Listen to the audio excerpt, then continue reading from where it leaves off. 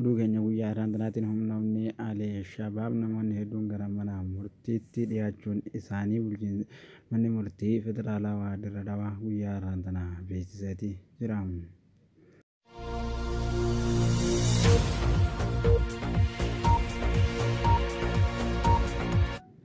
Oduu keenya kan itti aanuun godina Jimmaatti dhukkubni buseedhaa akkuma jirutti itti fufee jiraachuu isaa waajjirri fayyaa Oromiyaa beeksise.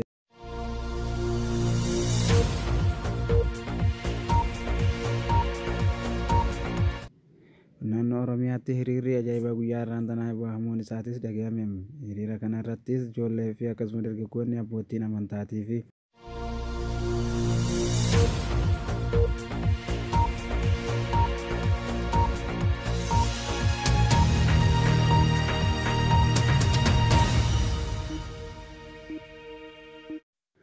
amma immoo gara oduu bal'inaatti isin dabarsa.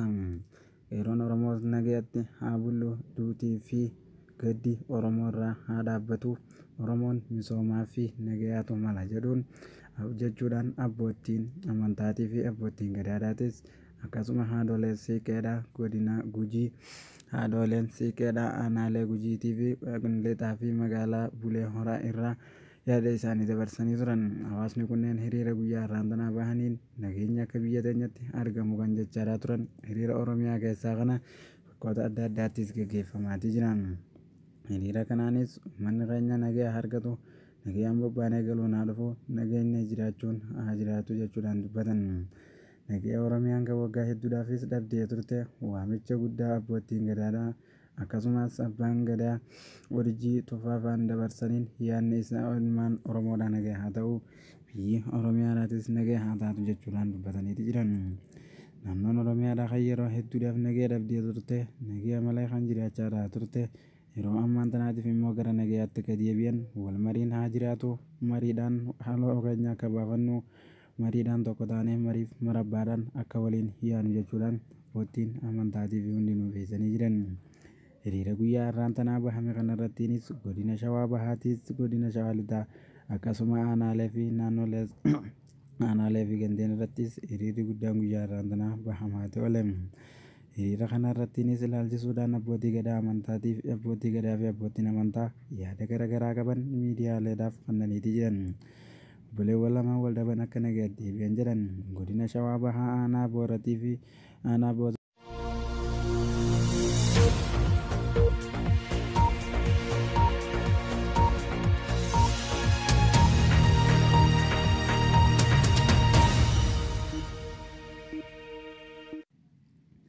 Dhugeenya kanaatiinis manni murtii Dirree Dhawaa yaada isaaniitiin humnoonni Al-Shabaab mana murtii federaalaa waraanaa Ramaddii Dirree Dhawaatti namoota odeeffannoo garaagaraa Al-Shabaabiif laatan jedhanii 5 hidhaa cimaa fi kaffaltii maallaqaa akka adaban murteessan.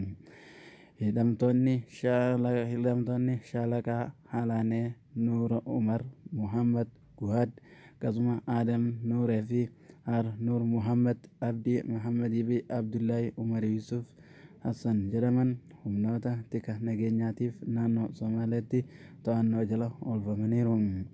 Poolisiin federaalaa naannichaa waliin ta'uudhaan shakkamtoota kanneen to'annoo seeraa jala kan oolche qorannoo taasisaa tureen manni murtii olaanaa yakkamtoota daangaa ce'uun ilaalan dhaddacha Dirree Dhawaatti.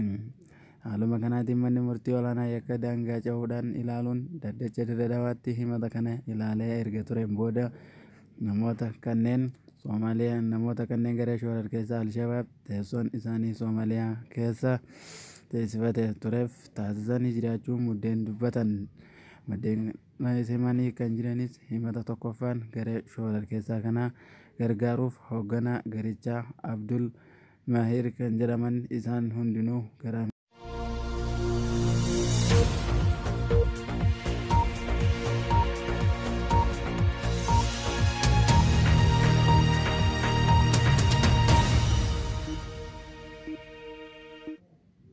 godina Jimmaatti naannoo Oromiyaa godina Jimmaatti weerara dhibee busaa ji'oota 6 darban keessa mudate ittisuudhaaf tattaaffii taasifamuun lakkoofsi namoota du'anii hir'achuus manni marii bakka bu'ootaa ibsan. Manni marii bakka bu'oota uummataa koree dhaabbii dhimmoota fayyaatii fi misooma hawaasaa, aadaa fi ispoortii aanaalee saaqaa fi qorsoo fi akkasumas aanaa garasaa fi akkasuma goommaatti daawwannaa taasisuun haala weerara dhibee busaa ilaalan. Miseensonni koree dhaabbii fi qindeessitoota garee kanaatiin Aadde Amiraa Mohaammed aanaalee sadeen keessatti weerara busaadha. Gama biraatiinis tamsaasa dhibee kanaa hammaataa dhufuuf ibsaniiru. Xumuricha qophichaatti nu faana turtii kan taasiftan yuutuub chaanaalii keenyaaf kan haaraa taatan laayik, sheer, sabiskiraayib godhuudhaan nu faana akka turtii taasiftan isiniin jenna. Namoonni immoo miidiyaa keenyaaf haaraa taatan laayikii fi sheer, sabiskiraayib kan godhan nu faana turtii akka taasiftaniif isiniin jechuu barbaanna. Xumuricha qophichaatti waan daawwattaniif galatoomaa isiniin jenna. Namoonni chaanaalii kana ammaan duratti hin beekne koomentii jalatti yaada qabdanis nu erguudhaaf akkasuma ammaas gara telegiraamii keenyaatiin nu